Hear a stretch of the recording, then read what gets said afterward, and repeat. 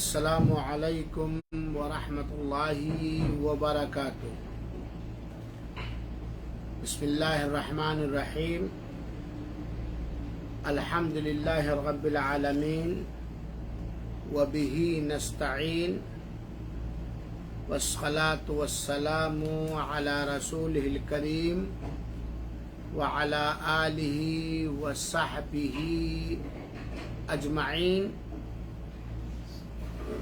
اما بعد۔ اللہ تعالی سے دعا ہے کہ رب العالمین کوئی کیمرہ کھولے، ہم سب کو علم دین سے مالا مال فرمائے اور علم کے مطابق حسن عمل کی توفیق عطا فرمائے، اور اس علمی کلاس میں ہم سب کی حاضری قبول فرمائے، ہم سب کے لیے، ہم سب کے والدین کے لیے، اساتذہ کرام کے لیے صدقے جاریہ بنائے، آمین۔ نماز نبوی شرعی کورس حصہ دوم کا یہ غالباً چوتھا سبق ہے، اور آج اس سبق کے اندر میں آپ لوگوں کو نماز میں قصر اور جمع کے چند مسائل اور احکام پڑھانے اور بتانے کی کوشش کروں گا۔ اس میں کوئی بھائی ہمارا کیمرہ کھولے بیٹھے ہیں، آپ سے گزارش ہے کہ کیمرہ بند کر لیں، کیونکہ یہاں لیڈیز بھی ہیں گھر کی۔ کیمرہ آپ بند کر لیں بھائی جان۔ نماز میں قصر اور جمع اور اس کے احکامات جاننا اور سمجھنا ہر مسلمان مرد اور عورت کے لیے ایک طرح سے ضروری ہے، کیونکہ ہر ایک کو ایسے حالات پیش آ سکتے ہیں، اور بہت سارے مسلمانوں کو دیکھا جاتا ہے کہ نماز میں قصر اور جمع کے مسائل نہ جاننے کی وجہ سے غیر شعوری طور پر، غیر ارادی طور پر ان سے غلطیاں بھی ہو جاتی ہیں۔ چنانچہ ان مسائل کا جاننا ضروری ہے۔ سب سے پہلے ہم یہ جاننا چاہیں گے کہ قصر کا معنی کیا ہے اور جمع کا معنی کیا ہے۔ قصر کا معنی ہے 4 رکعت والی نمازوں کو 2 رکعت کر کے پڑھنا۔ آپ یہ بات جانتے ہیں کہ ظہر، عصر اور عشاء کے اندر 4 رکعتیں نماز فرض ہیں۔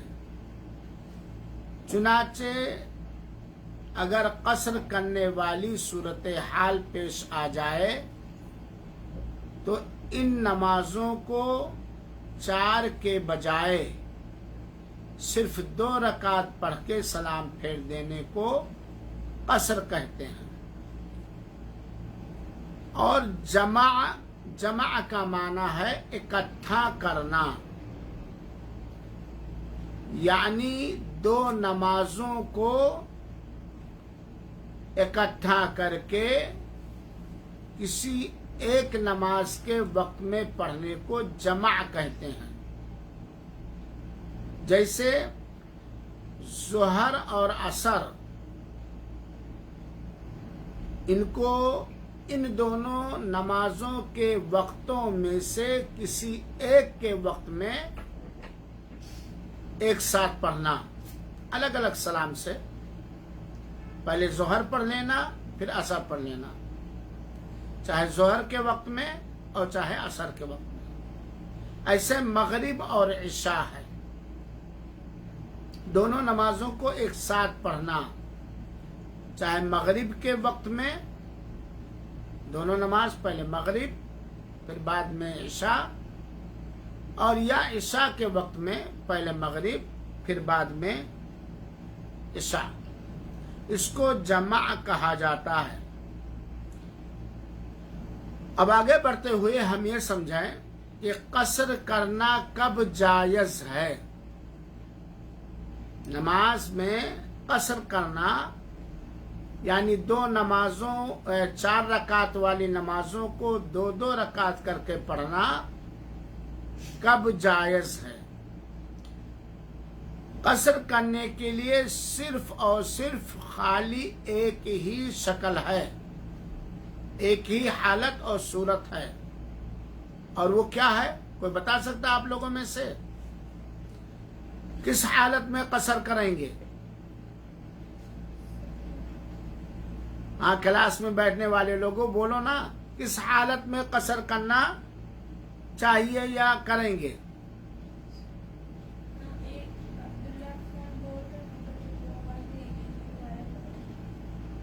اسی کا جواب آیا ہے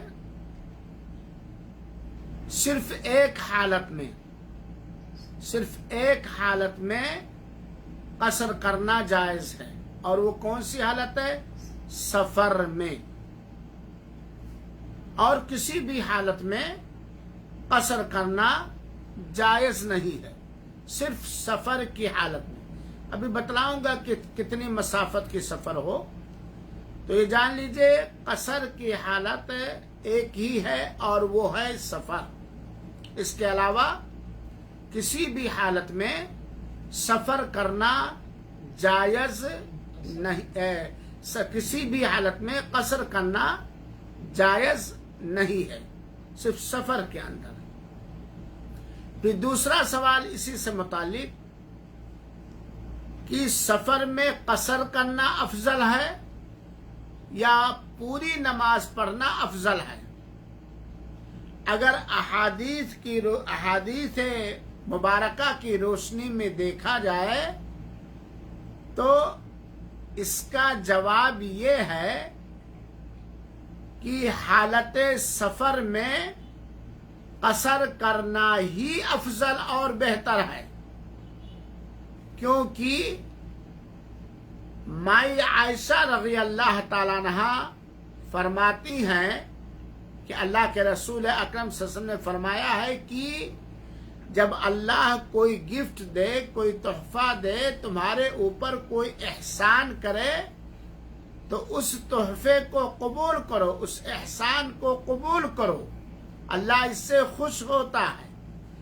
اور سفر میں قصر کرنا یہ اللہ تعالیٰ کی طرف سے ایک ہدیہ، ایک تحفہ اور احسان ہے، چاہے سفر آرام دہ ہو یا تکلیف دہ ہو، کیونکہ سفر کتنا ہی آرام دہ کیوں نہ ہو، اس میں بہرحال مشقت اور پریشانی ہوتی ہے۔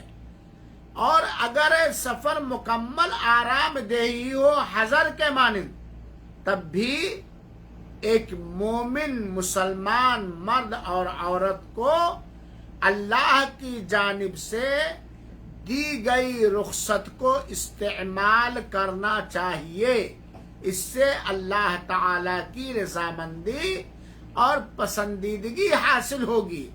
اور دوسری چیز کیا ہے؟ نبی کریم صلی اللہ علیہ وسلم کی اطاعت اور اتباع اور پیروی ہوگی۔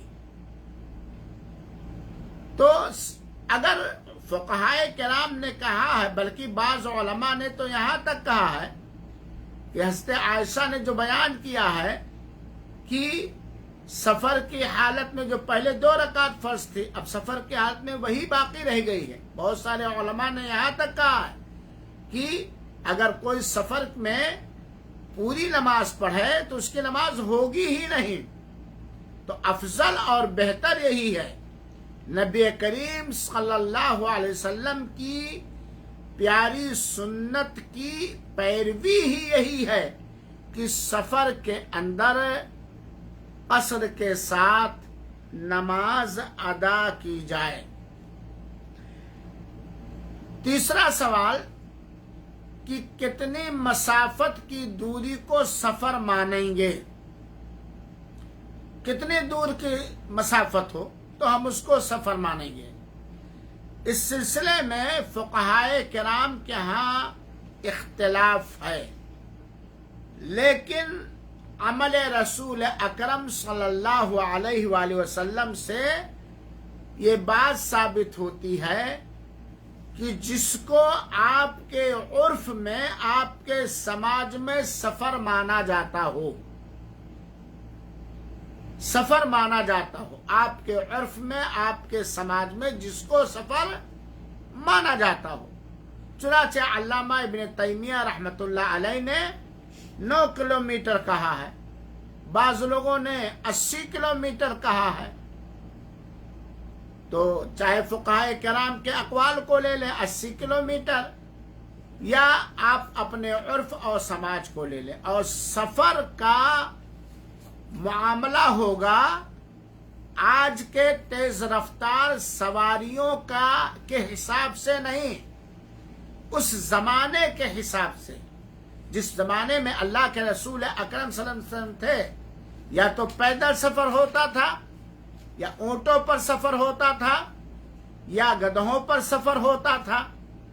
ये लैंड क्रूजर उस जमाने में नहीं था, स्कॉर्पियो उस जमाने में नहीं था, हेलीकॉप्टर और फ्लाइटें उस जमाने में नहीं थी।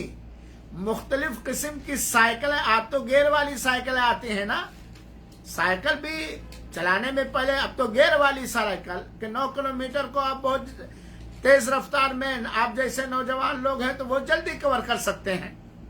उस जमाने का सफर का एतबार किया जाएगा, जिसमें आदमी को खाना पानी, कुछ आराम करने का सामान लेना ही अपने साथ पड़े। अब तो आप चले जाइए सऊदी अरबिया से लखनऊ एयरपोर्ट तक, चाहे तो एक गिलास पानी ना लें, हाँ, जबकि कितने किलोमीटर है। आप चले जाइए हैदराबाद से लेकर के दिल्ली, बाकायदा बेहतरीन फ्लाइट बुक कर लीजिए, चंद मिनटों के अंदर पहुंच जाएंगे, आधे घंटे के अंदर पहुंच जाएंगे। तो सफर का जो शुमार होगा, हिसाब लगाया जाए उस जमाने के बाद से, जिसको सफर बोला जाए। अब मैं पूछना चाहता हूं आप हजरात से कि ये गर्मी का महीना है, मान लें आप जहां उस वक्त गर्मी है या ठंडी है। हमारे सऊदी अरबिया के अंदर इस वक्त तो इतने से आग बरस रही। अल्लाह ताला हम सबको जहन्नम की 16 जन आग से मामून और महफूज रखे, आमीन। 9 किलोमीटर आज के जमाने में उन मुल्कों में जहां तेज तरीन गर्मी है, पैदल जाना, ऊंट से जाना, गधे पर सवारी करके या भैंसे पर सवारी करके जाना, हाँ, वगैरह वगैरह हो, तो 9 किलोमीटर में नानी का ननिहाल याद आ जाएगा, इतनी तेज धूप।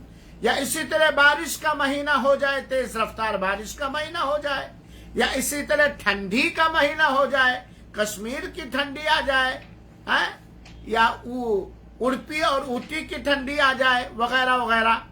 तो बहरहाल मसाफत सफर के बारे में फुक़हाए किराम का इख्तिलाफ है।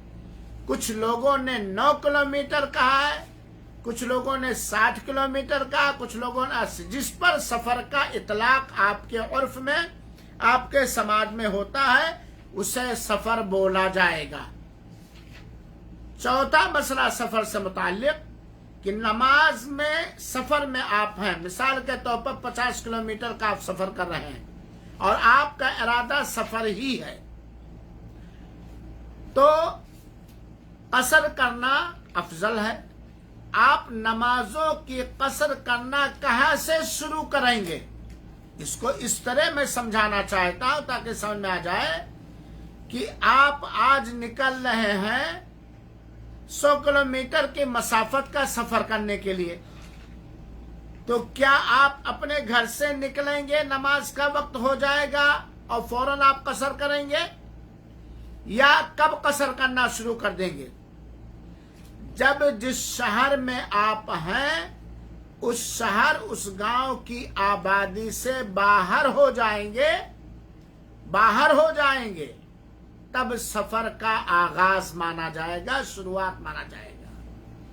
جب سفر، مثال کے طور پر آپ لکھنؤ میں ہیں، لکھنؤ سے آپ دہلی یا علی گڑھ کا یا رائے بریلی کا یا کلکتہ کا یا کسی جگہ کا سفر کر رہے ہیں، تو کیا آپ اپنے روم سے نکلے، فلیٹ سے نکلے، گھر سے نکلے اور ظہر کا وقت ہو گیا تو وہیں سے آپ گھر ہی پہ کر لیں گے؟ نہیں، جب پورے لکھنؤ کی آبادی جو مین لکھنؤ ہے جس کو لکھنؤ کہا جاتا ہے وہاں سے باہر ہو جائیں گے تب، کیونکہ اللہ کے رسول اکرم صلی اللہ علیہ وسلم غزوہ تبوک کے اندر جب شہر مدینہ نبویہ سے باہر نکل گئے تھے تب قصر کیا تھا۔ یہ بات آپ اچھی طرح جان لیجئے۔ اب آئیے، چاہے مرد ہو چاہے عورت، جو بھی مسافر ہیں سب کے لیے یہی بات ہے۔ آئیے چند حدیثیں ہم اور آپ سنیں۔ حضرت انس رضی اللہ تعالی عنہ سے روایت ہے اور یہ روایت صحیح بخاری شریف کی ہے۔ رسول اللہ صلی اللہ علیہ وسلم نے مدینہ میں ظہر کی نماز 4 رکعتیں پڑھی۔ مدینہ کے اندر اللہ کے رسول، ایک بات آپ لوگوں کو بتلا دوں اور میں کئی بار آپ متنبہ کر چکا ہوں کہ علمی درسوں میں بیٹھنے کے فائدوں میں سے ایک بہت بڑا فائدہ یہ ہے، اگر آدمی عمل کرے کہ کئی رحمتیں حاصل کر سکتا ہے، کئی خطائیں معاف کرا سکتا ہے، کئی درجات اس کے بلند ہو سکتے ہیں۔ جب بھی اللہ کے رسول اکرم صلی اللہ علیہ وسلم کا نام مبارک آئے تو ہمیں کیا کہہ لینا چاہیے دھیرے سے؟ صلی اللہ علیہ وسلم، کیونکہ اللہ کے رسول اکرم صلی اللہ علیہ وسلم پر ایک بار درود پڑھنے سے 10 رحمتیں ملتی ہیں، سبحان اللہ، 10 گناہ معاف ہوتے ہیں، الحمدللہ، 10 رتبے بلند ہوتے ہیں۔ اسی لیے تو ہم کہتے ہیں کہ زیادہ سے زیادہ حدیث رسول اکرم صلی اللہ علیہ وسلم کا درس دیا جائے، پڑھا جائے، اسی سے مسئلے مسائل بھی ملتے ہیں، احکام شریعت بھی ہم جان سکتے ہیں اور نبی کریم صلی اللہ علیہ وسلم سے اپنا گہرا ربط اور تعلق قائم کر سکتے ہیں اور بہت ساری نیکیاں ہم حاصل کر سکتے ہیں۔ تو اللہ کے حج کا موقع ہے، حج کے موقع پر اللہ کے رسول اکرم صلی اللہ علیہ وسلم نکلے مدینہ منورہ سے۔ مدینہ منورہ میں ظہر کا وقت ہو گیا تو اللہ کے رسول اکرم صلی اللہ علیہ وسلم نے اپنے شہر مدینہ میں ظہر کی نماز مکمل پڑھی اتمام کے ساتھ 4 رکعت، اور ذوالحلیفہ پہنچے تو ذوالحلیفہ مدینہ منورہ سے نکلیے تو 6 میل کی دوری پر ایک جگہ ہے جس کو ابیار علی یا ذوالحلیفہ کہا جاتا ہے، جہاں سے مدینہ اس راستے سے آنے والے حج یا عمرہ کی نیت کرتے ہیں۔ میقات ہے، 5 میقاتوں میں سے ذوالحلیفہ، جس کو دوسرا نام ابیار علی کہا جاتا ہے، وہ میقات ہے، اور یہ مدینہ سے 6 میل کی دوری پر تھا۔ اللہ کے رسول نے ظہر کی نماز مدینہ میں پوری 4 رکعت پڑھی، اور جب اللہ کے رسول اکرم صلی اللہ علیہ وسلم ظہر میں ذوالحلیفہ میں پہنچے تو عصر کی نماز 2 رکعتیں پڑھی۔ شہر مدینہ سے نکلنے کے بعد پڑھا۔ ایک بات اس حدیث سے یہ ثابت ہوئی۔ دوسری بات، سفر میں تھے اللہ کے رسول اکرم صلی اللہ علیہ وسلم، لگ بھگ 500 کلومیٹر مکہ پڑتا ہے، سفر کا آغاز ہو گیا ہے، اس لیے اللہ کے رسول اکرم صلی اللہ علیہ وسلم جب سفر میں ہو گئے تو عصر کی نماز 2 ہی رکعت اللہ کے رسول اکرم صلی اللہ علیہ وسلم نے ادا کی۔ صحیح مسلم کی حدیث سے پتہ چلتا ہے کہ اللہ کے رسول اکرم صلی اللہ علیہ وسلم نے 3 میل یا 3 فرسخ کی مسافت پر نکلتے تو نماز 2 رکعتیں پڑھتے تھے۔ جب اللہ کے رسول اکرم صلی اللہ علیہ وسلم 3 मील की दूरी पर निकलते या 3 फरसख की दूरी पर निकलते तो अल्लाह के रसूल अकरम सल्लल्लाहु अलैहि वसल्लम कसर करते थे। ये सही मुस्लिम की रिवायत है। दरअसल कसर के मसाफत के बारे में मुख्तलिफ तरीके से रिवायतें आई हैं। उसकी वजह यह है कि उस वक्त अल्लाह के रसूल अकरम सल्लल्लाहु अलैहि वसल्लम के साथ मौजूद सहाबा में से जिसने जो देखा वही बयान किया, जिसने जो देखा वही बयान किया। तो अल्लाह के रसूल अकरम सल्लल्लाहु अलैहि वसल्लम ने 3 मील की दूरी पर भी अल्लाह के रसूल अकरम सल्लल्लाहु अलैहि वसल्लम ने कसर किया है। हज़रत याला बिन उमैया एक सहाबी रसूल हैं, बयान करते हैं कि मैंने हज़रत उमर रज़ी अल्लाह ताला अन्हु से पूछा कि अल्लाह ताला तो फरमाता है अगर तुम्हें कुफ्फार से खौफ हो तो नमाज कसर कर लो, तुम पर कोई गुनाह नहीं। अगर काफिरों से कोई खतरा या खदशा है तो तुम कसर कर लो, तुम पर कोई गुनाह नहीं। आज हम अमन में हैं।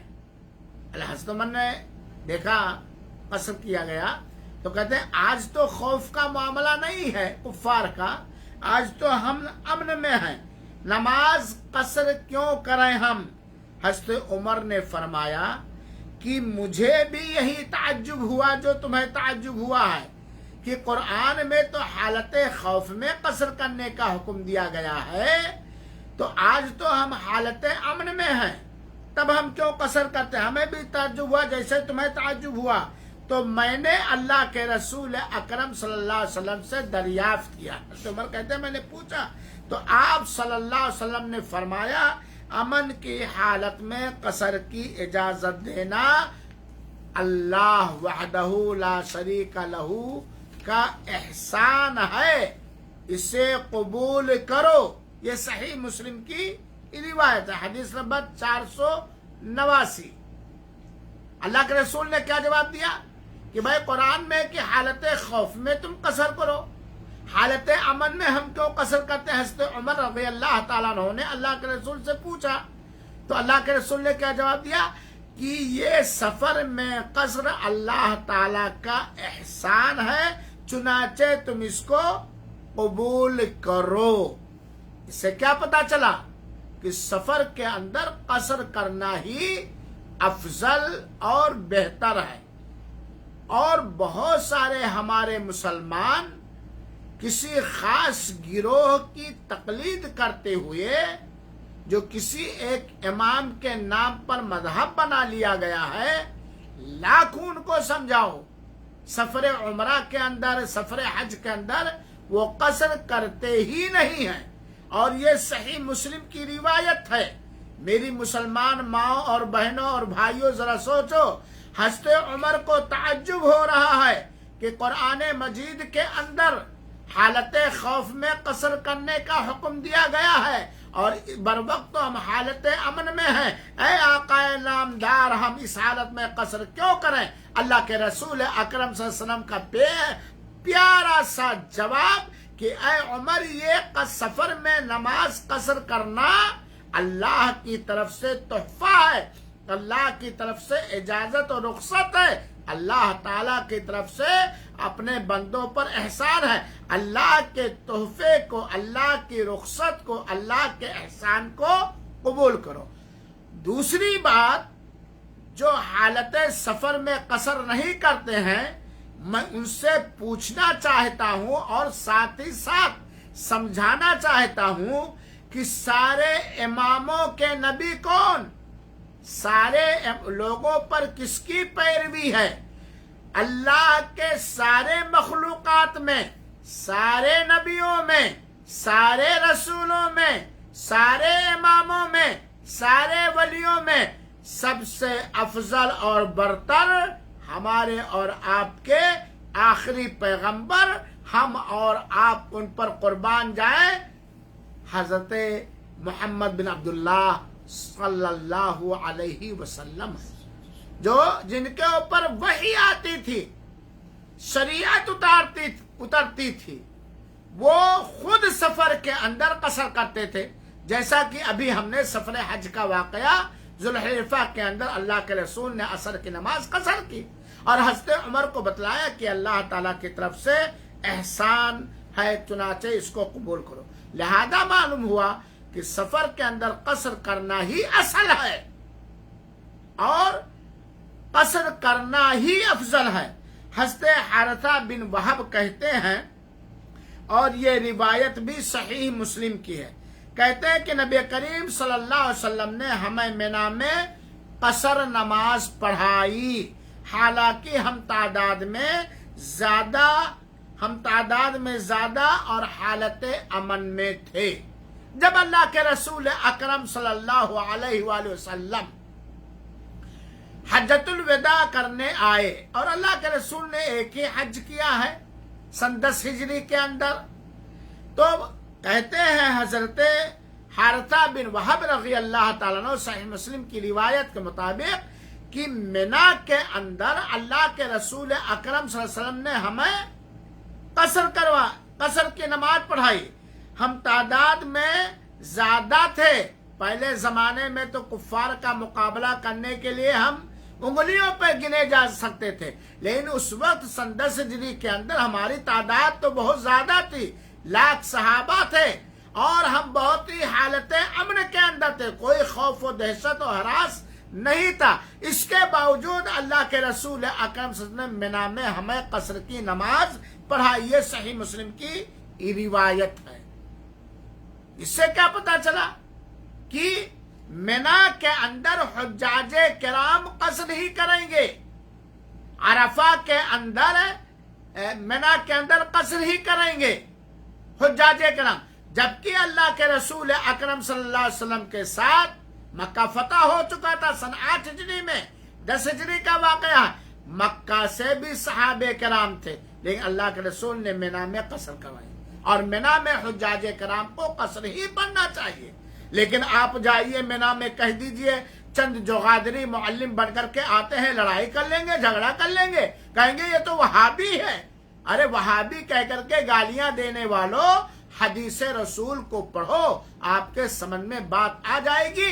लेकिन हदीस रसूल उस वक्त हमारे और आपके समझ में आएगी जब हम असबियत का चश्मा निकाल कर चकनाचूर करके फेंक देंगे, हक की तलाश हक रास्तों से, हक मनहज से करेंगे तब। तो गोया सफर में कसर करना ही असल है और कसर करना ही अफजल और बेहतर है। कसर की हद, जैसा कि मैंने इशारा किया कि अगर कोई मुसाफिर किसी इलाके में ठहरे, आज निकले, हाँ कब तक कसर करेंगे ये भी जान लीजिए। अगर आपका सफर फिक्स है कि इतने दिन तक, तब तो मसला दूसरा है, लेकिन आप मुतरद्दिद हैं, सको सुबह में है, कोई कंफर्म नहीं है कि आज हम यहां से निकलेंगे, इतने दिन में यहां से। आप दिल्ली का सफर किए, आप मुतरद्दिद है, पसोपेश में है कि मान 2 दिन रहा है कि 3 दिन रहा है कि आज निकलें कि कल निकलें, आज निकलें दिल्ली से वापसी हो कि कल दिन, तो जब तक यह आपकी हालत है उस वक्त तक आप कसर करेंगे, उस वक्त तक आप कसरेंगे। चुनाचे ड्राइवर हैं बेचारे, फ्लाइटों के चलाने वाले हैं बेचारे, ट्रेनों के ड्राइवर हैं बेचारे, इनका कोई फिक्स नहीं होता है। या आप ही गए माल लाने के लिए, लखनऊ से दिल्ली गए, हैदराबाद से दिल्ली गए, बंबई गए किसी काम से, और आपका ये मुद्दत सफर फिक्स नहीं है, पसोपेश में मुतरद्दिद में है। आप मक्का गए, सफर मुतय्यन नहीं है, आप मदीना मुनव्वरा गए, सफर मुतय्यन नहीं है। तब ऐसी सूरत में जब तक आप सफर में हैं उस वक्त तक नमाज कसर ही करेंगे, चाहे महीने लग जाए, चाहे साल का साल लग जाए, क्योंकि सफर मुतय्यन नहीं है। दलील हज़रत अनस रज़ी अल्लाह ताला अन्हु अब्दुल मलिक बिन मरवान के हमराह 2 माह शाम में रहे, और शाम का ये सफर मुतय्यन नहीं था, और हर 4 रकात वाली नमाज دو دو رکعت کر کے پڑھتے رہے. یہ بیہقی کی روایت ہے.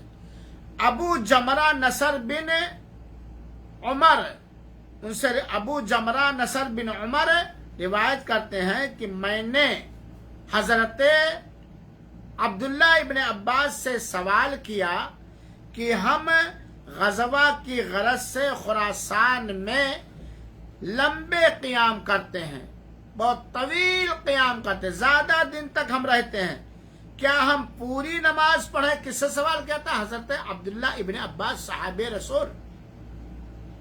کیا ہم نماز پوری پڑھیں یا قصر کریں؟ آپ نے فرمایا 2 رکعتیں ہی پڑھا کرو، 2 رکعتیں ہی پڑھا کرو، کیونکہ مدت سفر متعین نہیں تھا.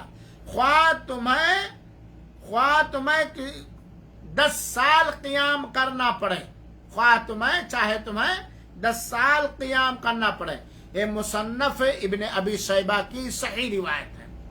تو اگر سفر متعین نہیں ہے تو ایسی صورت میں جب تک آپ سفر میں ہیں آپ قصر ہی کریں، یہی افضل، یہی اصل ہے. لیکن اگر آپ کا سفر متعین ہے کہ ہم کتنے دن رہیں، تو اس سلسلے میں مختلف اقوال ملتے ہیں.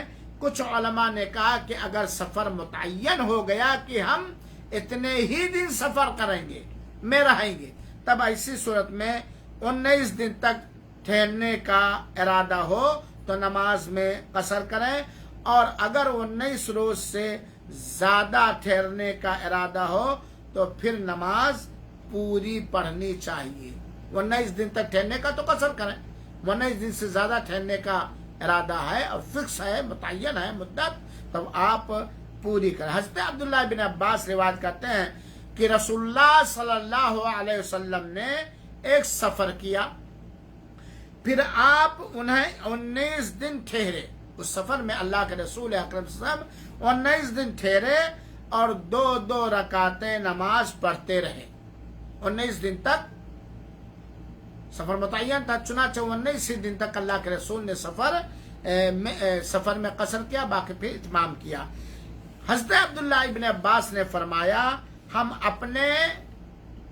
اپنے اور مکہ کے درمیان کسی جگہ میں 19 دن 2 رکعتیں پڑھتے ہیں. چنانچہ کیا ہوا، جب اس سے زیادہ ٹھہرتے ہیں تو 4 رکعت پڑھتے ہیں. 19 دن سے زیادہ ٹھہرتے ہیں تب 4 رکعت پڑھتے ہیں. یہ صحیح بخاری کی روایت ہے. تو یہ ہوا قصر کا مسئلہ. پھر ایک سوال اور ہے، کیا سفر میں اذان اور اقامت اور جماعت ہوگی؟ ہاں، اذان بھی دیں گے اور اقامت بھی کہیں گے اگر ہیں مسافر اتنے، اور جماعت کے ساتھ بھی نماز ادا کی جائے گی. 5واں مسئلہ، غالباً 5واں ہی قصر کے تعلق سے، کہ کیا قصر کرنے کی حالت میں سنت موقدہ جو فرض نمازوں کے آگے اور پیچھے لگی ہے ان کی بھی ادائیگی کریں گے کہ نہیں ادا کریں گے؟ اس کا پیارا سا جواب یہ ہے کہ جب فرض ہی میں کنسیشن اللہ تعالیٰ نے کر دیا تو نفل کی وہاں تو سنت موقدہ کی وہاں کہاں گنجائش رہ گئی؟ جب 4 رکعت جو فرض تھی وہی اللہ تعالیٰ نے کرم کرتے ہوئے 2 کر دیا، تو اب پھر وہاں سنت موقدہ جیسے ظہر سے پہلے 4 سنت، ظہر کے بعد 2 سنت، مغرب کے بعد 2 سنت اور عشاء کے بعد 2 سنت، ہاں تو نہیں. سفر میں حالت قصر میں سنت موقدہ کی ادائیگی اللہ کے رسول اکرم صلی اللہ علیہ وسلم سے قطعاً ثابت نہیں ہے. چنانچہ ہم سنت موقدہ کی نہیں پڑھیں گے سوائے 2 سنت موقدہ کے. کوئی بتا سکتا ہے 2 سنت موقدہ اللہ کے رسول اکرم صلی اللہ علیہ وسلم سفر ہو یا حضر ہو کبھی نہیں چھوڑتے تھے؟ ماشاء اللہ. बच्चों की अम्मी ने बतलाया कि एक फजर की सुन्नत और एक सुन्नत मुअक्कदा। अल्लाह उनके इल्म, अमल और उम्र में बरकत अता फरमाए, आमीन। सही जवाब। फजर की सुन्नत अल्लाह के रसूल अकरम सल्लल्लाहु अलैहि वसल्लम ने चाहे सफर हो और चाहे हजर हो, दोनों हाल में पढ़ी। इसी तरह एक सुन्नत मुअक्कदा नमाज है वित्र की नमाज सुन्नत मुअक्कदा ही है। मैं पहले क्लास में दलाइल की रोशनी में पढ़ा चुका हूं। वो वाजिब नहीं, हमारे यहाँ जो मशहूर है कि वाजिब वित्र है ही नहीं। 5 ही रकात, 5 ही वक्त की नमाज फर्ज है। कुल 17 रकात, कुल टोटल 17 रकात फर्ज है। जुमा की 2 रकात के अलावा दिन और रात में कितने रकात नमाज फर्ज है? 17। वित्र की नमाज कतअन फर्ज और वाजिब नहीं है, अगरचे इख्तिलाफ है, सुन्नत मुअक्कदा है। तो अल्लाह के रसूल अकरम सल्लल्लाहु अलैहि वसल्लम सफर हो या हदर हो, सुन्नत फजर और सुन्नत वित्र का एहतमाम किया करते थे। दूसरा मसला इससे जुड़ा हुआ वो ये है कि ठीक है, हम हालत सफर में हैं, हम कसर कर रहे हैं, सुन्नत मुअक्कदा नहीं पढ़ेंगे, लेकिन क्या कोई नफल सुन्नत मुअक्कदा के अलावा, सुन्नत मुअक्कदा से मेरी मुराद फर्ज नमाजों के आगे पीछे जो सुन्नतें लगी हैं वो मुराद है, क्या कोई नफल नमाज हम पढ़ सकते हैं कि नहीं? इसका जवाब ये है कि बिल्कुल हम दूसरी नफल नमाजें पढ़ सकते हैं, जायज है। जैसे तहज्जुद की नमाज आप पढ़िए, चाश्त की नमाज आप पढ़िए, तहियतुल मस्जिद आप पढ़िए, तहियतुल वुदू आप पढ़िए, नफल नमाज आप पढ़ सकते हैं। तरावीह की नमाज नफल नमाज है, आप पढ़ सकते हैं। तहज्जुद की नमाज नफल है, आप पढ़ सकते हैं। तहियतुल मस्जिद आप पढ़ सकते हैं, तहियतुल वुजू आप पढ़ सकते हैं, इशराक की नमाज आप पढ़ सकते हैं। लेकिन सुन्नत मुअक्कदा जो नमाजों से 12 रकातें हैं वो नहीं पढ़ेंगे, क्योंकि अल्लाह के रसूल ने नहीं पढ़ा है। फिर सवाल आता है कि क्या हम जिक्र अस्कार या तौबा और इस्तिग़फ़ार वगैरह सारे नए काम करते रहिए भाई, बल्कि सफर के अंदर तो आदमी को कसरत के साथ जिक्र और अज़कार करना चाहिए। आज बहुत सारे मुसलमान सफर के आदाब को नहीं जानते हैं। अल्लाह के रसूल अकरम सल्लल्लाहु अलैहि वसल्लम के सफर से जो सफर के आदाब हमें मिलते हैं, उन्हीं आदाब में से एक अदब यह भी कि अल्लाह के रसूल जब कहीं ऊंचाई पर चढ़ते थे तो अल्लाहु अकबर का गुण गाते थे, और जब ढालान पर चढ़ते थे, पहाड़ी पर चढ़े तो अल्लाहु अकबर, पहाड़ी से उतरे तो ऊंची रोड पे, जैसे आज है ऊंचा रोड पे चढ़ रहे हैं, ब्रिज पे हम चढ़ रहे हैं तो अल्लाहु अकबर, और जब नीचे उतरते थे सुबहान अल्लाह कहते थे, जिक्र अज़कार करते थे। लेकिन आज तो हमारे सफर के अंदर मोबाइल में अगर म्यूजिक ना हो, ड्रामे ना हो, झूठे किस्से कहानियां ना हो, गाने ना हो, तो हमारा सफर बोर लग रहा हूं यार, बोरियत महसूस हो रही है। या कोई मोबाइल में लेके गेम खेलना, और नहीं तो ताश खेलना, और नहीं तो कार्टून देखना, और नहीं तो बेकार की चैटिंग करना। सफर तो यकीनन एक परेशान कुन चीज है, लिहाजा इसके अंदर तो अल्लाह ताला का जिक्र अज़कार कसरत से करना चाहिए।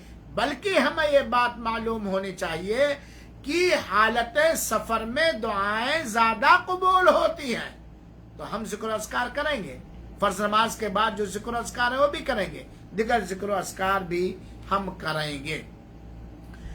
एक मसला और जान लीजिए कि सफर में अगर हम नमाज किसी ऐसी जगह पर पढ़ रहे हैं जहां का इमाम मुकीम है, मुसाफिर नहीं है, तो क्या हम कसर करेंगे या इमाम की पैरवी करते हुए हम पूरी पढ़ेंगे?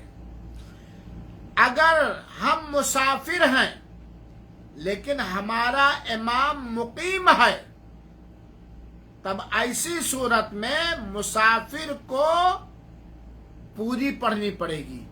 क्यों? क्योंकि इमाम मुकीम है, यानी वो मुसाफिर नहीं है। اللہ کے رسول نے فرمایا جعل الامام لیتم بہ، امام اس لیے بنایا گیا ہے کہ حرکات میں، تعداد رکعات میں اس کی اتباع اور اقتداء کی جائے۔ تو کیا مسئلہ ہوا؟ مثال کے طور پر آپ مکہ جا رہے ہیں عمرہ کرنے کے لیے، اللہ تعالیٰ اس پاک مقدس سرزمین کی زیارت کرنے کے اخلاص کے ساتھ، حلال مال کے ساتھ سب کو توفیق عطا فرمائے، آمین یا رب العالمین۔ آپ کسی پٹرول ٹنکی پہ اترے، الحمدللہ سعودیہ عربیہ کے اندر تو مسجدوں کی کمی ہے نہیں، بلکہ یہاں تو بنا مسجد بنائے اور پاخانہ ٹوائلٹ وغیرہ بنائے پٹرول ٹنکی بنانے کی اجازت حکومت نہیں دیتی ہے۔ سب سے پہلے مسجد بناؤ، غسل خانہ بناؤ، ٹوائلٹ بناؤ، تب آپ کو پٹرول ٹنکی بنانے کی اجازت ملے گی۔ آپ جا رہے تھے مکہ، کسی پٹرول ٹنکی کے مسجد پر آپ کو ظہر کی نماز پڑھنی پڑی یا عصر کی نماز پڑھنی پڑی مثال کے طور پر، اور وہاں امام جو امامت کرا، جس کی اقتداء میں امامت میں آپ نماز پڑھے، وہ کیسا امام ہے؟ مقیم ہے، مسافر نہیں ہے، اور آپ مسافر ہیں، تو آپ کو امام کی پیروی کرتے ہوئے پوری پڑھنی پڑے گی۔ یہ مسئلہ واضح ہو گیا۔ لیکن آپ اگر مسافر کے پیچھے نماز پڑھ رہے ہیں، مسافر امام کے پیچھے نماز پڑھ رہے ہیں، اور آپ بھی مسافر ہیں، تو مسافر امام قصر کرے گا، آپ بھی قصر کریں گے۔ اگر کوئی مسافر آدمی سفر میں امامت کر رہا ہے اور اس کے پیچھے پڑھنے والے مقیم ہیں، مقتدی مقیم ہے اور امام کیا ہے؟ مسافر ہے، تو امام پہلے ہی بتا دے گا کہ بھائی میں قصر کروں گا، تاکہ مقتدی جو مسافر نہیں ہے وہ نماز کو پوری کر لے، جیسا کہ اللہ کے رسول اکرم صلی اللہ علیہ وسلم کے قولی اور عملی حدیثوں سے ثابت ہوتا۔ تو اگر کوئی مسافر امام کے پیچھے مسافر نماز پڑھ رہا تو وہ قصر کرے گا۔ اگر کوئی مسافر مقیم امام کے پیچھے نماز پڑھ رہا ہے تب وہ پوری پڑھے گا، مقیم کی پیروی کرتے ہوئے۔ اگر کوئی مسافر امامت کر رہا ہے اور مقیم مقتدی ہے، تب مسافر امام کے 2 رکعت کے بعد سلام پھیرنے کے بعد وہ مقیم سلام امام کے ساتھ نہیں پھیرے گا، بلکہ وہ کھڑے ہو کر کے 2 رکعت پوری کرے گا۔ امید کہ آپ لوگوں کے سمجھ میں یہ مسئلہ آ گیا ہوگا، اور اگر نہیں آیا ہے تو کلاس کے بعد آپ سوال کر سکتے ہیں۔ یہ سفر میں قصر کے تعلق سے چند مسائل آئے۔ ایک بات اب آئیے، یہ قصر ہوگا، قصر صرف سفر میں ہے۔ آئیے جمع، 2 نمازوں کو ایک ساتھ پڑھنا۔ جمع کی 2 شکلیں ہیں، جس کو جمع تقدیم، ایک شکل یہ ہے جمع تقدیم، دوسری شکل ہے جمع تاخیر، جمع تقدیم اور جمع تاخیر۔ اور صحیح احادیث سے جمع کرنا سنت رسول اکرم صلی اللہ علیہ وسلم ہے۔ جمع کے بارے میں بھی بعض گروہ والے جمع نہیں کرتے ہیں، 2 نمازوں کو ایک ساتھ اکٹھا نہیں پڑھتے ہیں، ایک خاص فقہ کی پیروی کرتے ہوئے۔ میرے بھائیوں اور ساتھیوں، ہمارے سارے ائمہ دین نے جو مسئلے نکالے صحیح احادیث سے، اب یہ الگ بات ہے کہ مسئلہ استنباط کرنے میں کہیں وہ درستگی تک پہنچ گئے ہیں اور کہیں نہیں، کیونکہ سب کی سمجھ اکٹھا ہے۔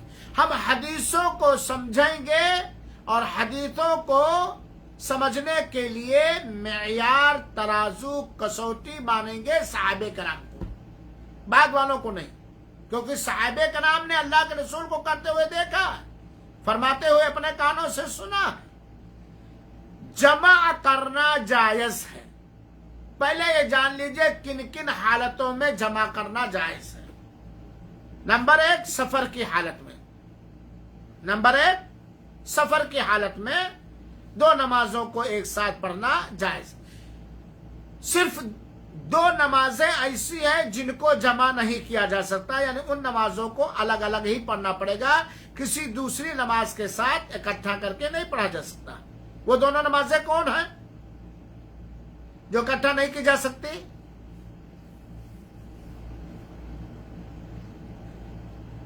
نہیں، دو نماز نہیں، ایک ہی نماز ہے، فجر کی نماز۔ فجر کی نماز اکیلے پڑھنی، ایک دو نماز نہیں، ایک ہی نماز ہے، فجر کی نماز۔ ظہر اثر کو جمع کر سکتے ہیں ایک ساتھ، ایک اذان اور دو اقامت۔ مغرب اور عشاء کو جمع کر سکتے ہیں ایک ساتھ۔ جمع کب کرنا جائز ہے؟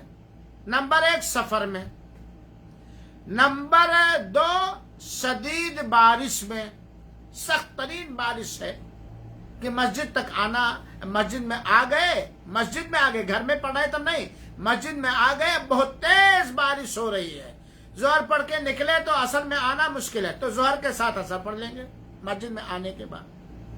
بیماری کی حالت میں، ایسی بیماری کہ اس بیماری کی شدت کے باعث سختی کی وجہ سے ہر نماز کو اس کے وقت میں، اول وقت میں پڑھنا مشکل ترین، تکلیف دہ ہے، تو بیماری کی حالت میں، سفر میں، بارش میں اور ساتھ ہی ساتھ بیماری میں، یہ 3 خاص وجہیں ہیں جمع کرنے کی۔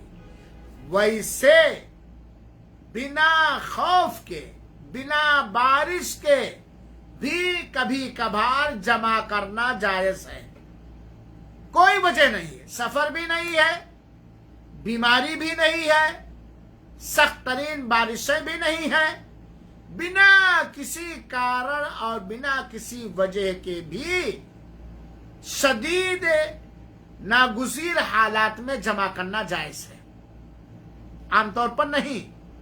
جیسا کہ دلیل ہے، عام طور پر نہیں کہ بھائی آپ ہر وقت جمع کرتے رہیں، کوئی اہم ترین ضرورت پڑ گئی، حالانکہ سفر بھی نہیں ہے، بیماری بھی نہیں ہے، بارش بھی نہیں ہے، لیکن ضرورت پڑ گئی کوئی، تب ایسی صورت میں جمع کرنا جائز ہے۔ تو یہ ہوئی جمع کی حالت ہے۔ جمع کی 2 قسمیں ہیں، دو شکلیں ہیں، ایک ہے جمع تقدیم، ایک ہے جمع تاخیر۔ جمع تقدیم یعنی ایک جو نماز بعد میں جس نماز کا وقت بعد میں ہے، اس کو اس کے وقت میں نہ پڑھ کر کے اس سے پہلے والی نماز کے وقت میں پڑھنے کو جمع تقدیم کہتے ہیں، اور جمع تاخیر کہتے ہیں کہ 2 نمازوں کو ایک ساتھ ادا کی جائے، پہلی نماز کو اس کے وقت میں نہ پڑھ کر کے اس کے بعد والی نماز کے ساتھ جمع کیے جائے، لیکن پڑھا جائے پہلے پہلی والی نماز، بعد میں دوسری والی نماز۔ مثال کے طور پر جمعہ آپ کو ظہر اور عصر میں جمع کرنا ہے، سخت بیمار ہے یا سفر میں وغیرہ وغیرہ، ظہر اور عصر کو جمع کرنا، تو اس میں جمع تقدیم کی مثال، تقدیم میں نے آگے کر دینا، مقدم کر دینا، اس کی مثال کیا ہے کہ آپ جیسے ظہر کا وقت ہو، آپ 2 رکعت ظہر پڑھ لیں اور اس کے سلام پھیرنے کے 1 منٹ کے بعد ہی، لمبا نہیں آدھا گھنٹہ، فوراً عصر کی نماز پڑھ لیں۔ اگر سفر میں ہے تو 2 رکعت، اور اگر آپ ایسی حالت میں ہے کہ آپ کے لیے قصر کرنا جائز نہیں تو 4 رکعت۔ مثال کے طور پر ایک آدمی بیمار ہے اور وہ ہر نماز کو اس کے وقت میں نہیں پڑھ سکتا، جیسے وہ عورتیں جن کی ماہواری خراب ہوتی ہیں، یا وہ آدمی جو بستر پر ہوتا ہے، یا وہ آدمی جس کو 24 گھنٹہ پیشاب رستہ رہتا ہے، وغیرہ وغیرہ، تب ایسی صورت میں وہ قصر تو نہیں کرے گا، لیکن جمع ظہر اور عصر جمع کر سکتا ہے۔ جمع تقدیم کی مثال کہ پہلے وہ 4 رکعت تکبیر کہہ کر کے ظہر پڑھ لے اور سلام پھیرنے کے فوراً بعد تکبیر کہہ کر کے عصر پڑھ لے، یہ ہوئی جمع تقدیم۔ ظہر کے وقت میں عصر کی نماز کو پڑھنا، یہ جمع تقدیم کی مثال ہے اور جائز۔ جمع تاخیر کی مثال ظہر اور عصر میں، اور اسی سے آپ سمجھ جائیں گے مغرب عشاء کے اندر بھی، ظہر کے وقت میں ظہر کی نماز نہ ادا کرے، جب عصر کا اول وقت شروع ہو جائے تب تکبیر کہہ کے 4 رکعت پہلے ظہر کی نماز پڑھ لے اور سلام پھیرنے کے بعد تکبیر کہہ کے فوراً عصر کی نماز پڑھ لے. اس کو جمع تاخیر کہتے ہیں، چونکہ ظہر کو اس کے اول وقت سے تاخیر کر کے عصر کے اول وقت میں عصر سے پہلے پڑھی گئی. یہ ہے جمع تاخیر. لہذا اس کو ہمیں جمع تقدیم اور جمع تاخیر ہمیں سمجھ لینی چاہیے. آئیے ایک حدیث ہم اور آپ سنیں. حضرت معاذ بن جبل کہتے ہیں کہ غزوہ تبوک کے موقع پر، غزوہ تبوک کوئی بتا سکتا بھائی اور بہنوں غزوہ تبوک کس سن میں ہوا ہے؟ اس کو بہت ہی کٹھن غزوہ تھا، اگرچہ لڑائی نہیں ہوئی تھی، جنگ نہیں ہوئی تھی. دشمنان اسلام مقابلہ کرنے کی، صحابہ کرام کے مقابلہ کرنے کی تاب نہیں نہ لائے. غالباً 9 ہجری میں ہے. تبوک مدینہ سے کافی دور ہے، اور اس کی میں ان جگہوں پر گیا ہوں الحمدللہ جہاں پہ وہ غزوہ تو ہوا ہی نہیں تھا، اس کو غزوہ کہا گیا چونکہ بہت ہی اہم معاملات تھے. اور یہی وہ غزوہ ہے غزوہ تبوک جس میں 3 صحابہ کرام غیر ارادی طور پر پیچھے رہ گئے تھے، اور اللہ کے رسول نے ان کا بائیکاٹ کر دیا تھا. مہینہ تک بات چیت نہیں کرتے تھے. مرارہ بن ربیع، ہلال بن امیہ اور مالک، مرارہ بن ربیع، کعب بن مالک اور ہلال بن امیہ. مرارہ بن ربیع، کعب بن مالک اور ہلال بن امیہ. اللہ کے رسول نے بات چیت بند کر دیا تھا. جب ان کی توبہ قبول ہوئی تو اللہ کے رسول نے بات چیت شروع کی، کیونکہ اس جنگ میں شریک ہونا ضروری تھا. اللہ کے رسول پہلے بتا دیے تھے اور واضح طور پر بتا دیے تھے کہ میں تبوک جا رہا ہوں. باقی دوسری جنگوں میں اللہ کے رسول صرف بدل کے بتاتے تھے. اسی سے علماء کرام نے مسئلہ نکالا کہ اگر کوئی آدمی کبیرہ گناہ کا مرتکب ہو اور اس سے بات چیت کرنے سے اس کی اصلاح ہو سکتی ہو تو کچھ دنوں تک اس سے بات چیت کرنا بند کر دیا جائے گا. شرط یہ ہے کہ آپ کے بات چیت کرنے سے یا تھوڑا ناراضگی ظاہر کرنے سے اس کے اندر اصلاح آنے کی امید ہو تب، ورنہ نہیں. تو غزوہ تبوک کے موقع پر اللہ کے رسول اکرم صلی اللہ علیہ وسلم کے بارے میں کہ اگر رسول اللہ صلی اللہ علیہ وسلم سورج ڈھلنے کے بعد سفر شروع کرتے تو ظہر اور عصر کو اسی وقت جمع فرما لیتے. جب سورج ڈھلنے کے بعد اللہ کے رسول سفر فرماتے، اور اگر سورج ڈھلنے سے پہلے سفر شروع کرتے تو ظہر کو پیچھے کر کے عصر کے ساتھ اکٹھا نماز پڑھا کرتے تھے. اور یہی حال مغرب اور عشاء کے اندر بھی ہوتا تھا. تو آپ کو اختیار ہے، چاہے جمع تقدیم کریں اور چاہے جمع تاخیر کریں. اور جمع کرنا یہ سنت موقدہ ہے، اور ایک مسلمان مرد اور عورت کو سنت موقدہ کا اہتمام کرنا چاہیے. اللہ رب العالمین سے دعا ہے کہ اللہ تعالی ہم سبوں کو اس طرح کے دینی مسائل سمجھنے اور سنت کی پیروی کرنے کی توفیق عطا فرمائے. آمین. والسلام علیکم ورحمۃ اللہ وبرکاتہ وجزاکم اللہ احسن الجزاء.